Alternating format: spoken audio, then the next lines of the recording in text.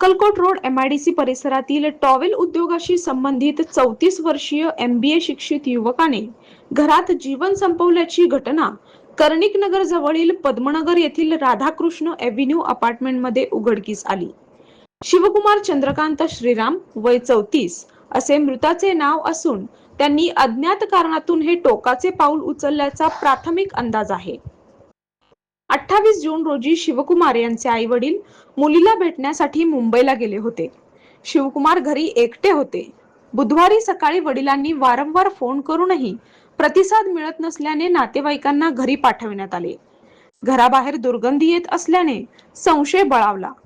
MIDC पोलिसांनी दरवाजा उघडून आत प्रवेश केला असता शिवकुमार गळफास घेतलेल्या अवस्थेत आढळले। पंचनामा करून मृतदेह शवविच्छेदनासाठी शासकीय रुग्णालयात पाठविण्यात आला। शिवकुमार हे आई वडिलांचे एकुलते एक आणि अविवाहित होते। त्यांनी MBA पर्यंत शिक्षण घेतले होते।